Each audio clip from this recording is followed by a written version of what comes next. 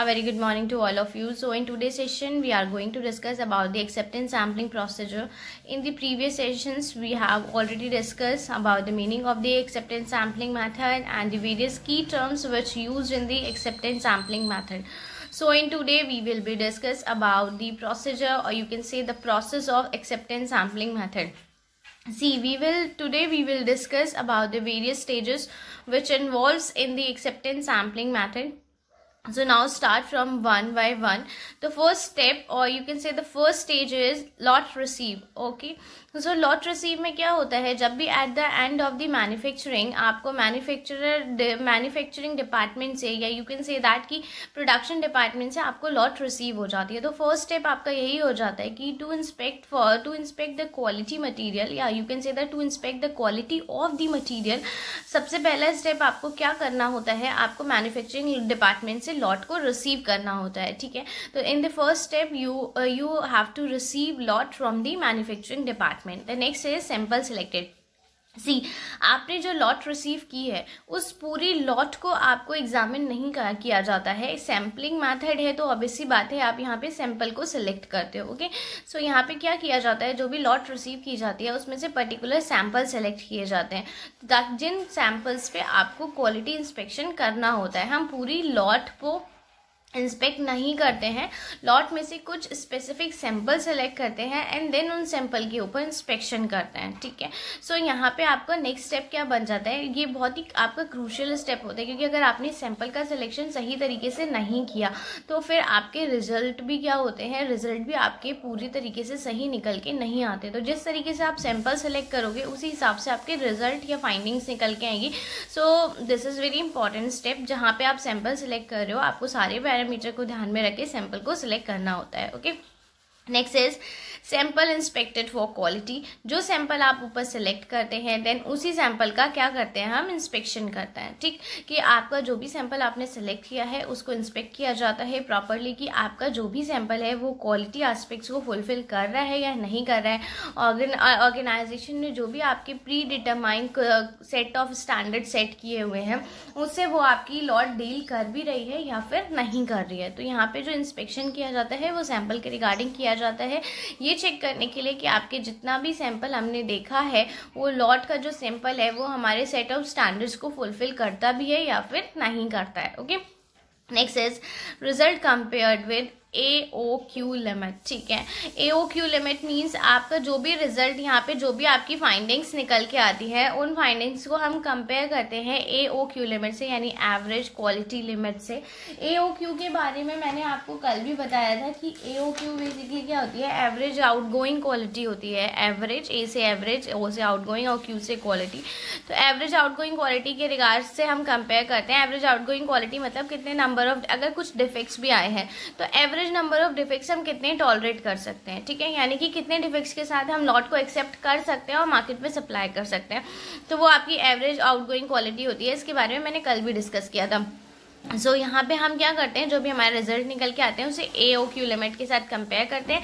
जितने minimum of defects हम tolerate कर सकते हैं, हमारे मिनिमम ऑफ डिफेक्ट्स अगर उसी में ही लाए करते हैं तो फिर हम लॉट को रिजेक्ट नहीं करते हैं. यहाँ पे दो स्टेप लिए जाते हैं, या तो लॉट एक्सेप्ट होगी या फिर लॉट रिजेक्ट होगी. ये डिपेंड करता है आपके नंबर ऑफ डिफेक्ट्स पे. अगर आपके नंबर ऑफ डिफेक्ट्स आपके AOQ लिमिट के विद इन आ रहे हैं तो AOQ लिमिट के विद इन आने पर हम क्या कर देते हैं, उस लॉट को एक्सेप्ट कर लेते हैं.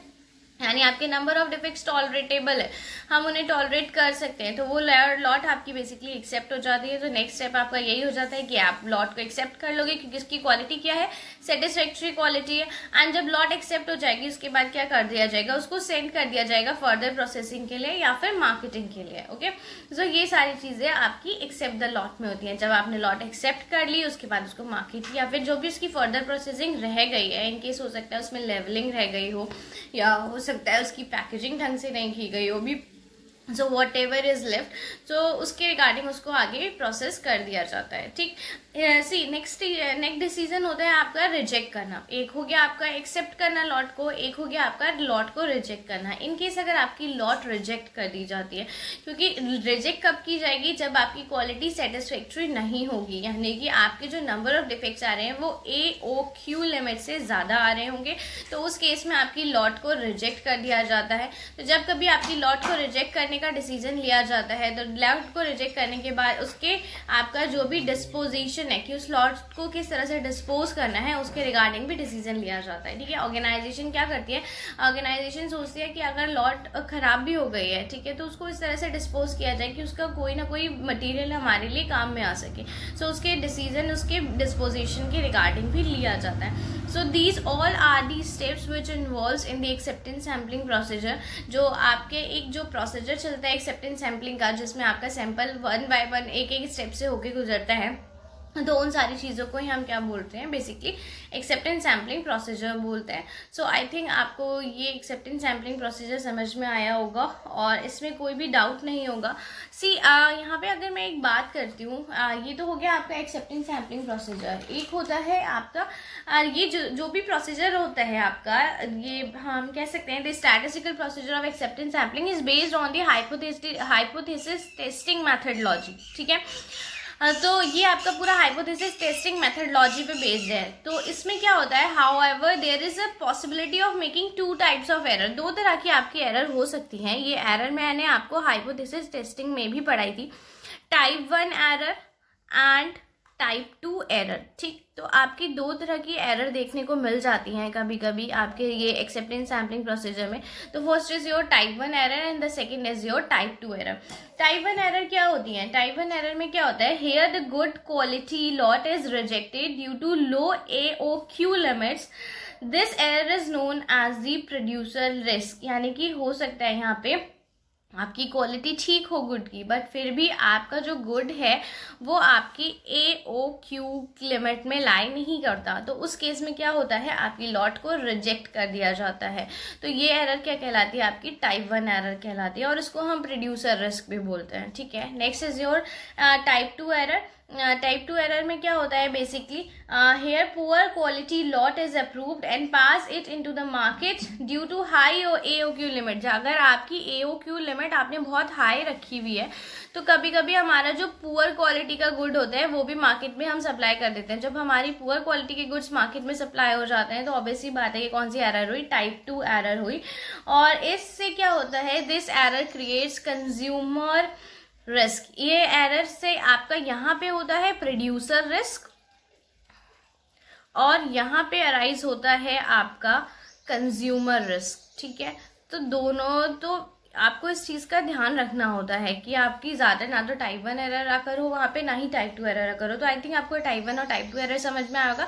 टाइप 1 एरर कब, जब आपकी AOQ के लिमिट्स जो है वो बहुत ही लो है। जब आपकी AOQ लिमिट्स बहुत लो होती हैं तो आपकी अच्छी क्वालिटी का गुड भी हम रिजेक्ट कर जाते हैं। और टाइप 2 एरर क्या हुआ, जब आपकी AOQ लिमिट बहुत ज़्यादा हाई होती है, तो जो पुअर क्वालिटी का गुड होता है वो भी मार्केट में सप्लाई हो जाता है। सो उसकी वजह से टाइप 2 एरर होती है। तो यहाँ पे आपको ये दोनों एरर याद रखनी है कि टाइप 1 एरर कौन सी है आपके एंड टाइप 2 एरर कौन सी है। AOQ में टाइप 1 एरर के रिगार्डिंग प्रोड्यूसर रिस्क होता है और AOQ लिमिट में के अकॉर्डिंग अगर टाइप 2 की मैं एरर की बात करती हूँ तो type 2 error basically consumer risk होता है। ओके, सो आई थिंक आपको एक्सेप्टेंस सैम्पलिंग प्रोसीजर एंड जो ये 2 टाइप्स की एरर थी आपकी एक्सेप्टेंस सैम्पलिंग में समझ में आई होगी। In case if you have any doubt, you can ask me any time freely. Thank you, have a good day.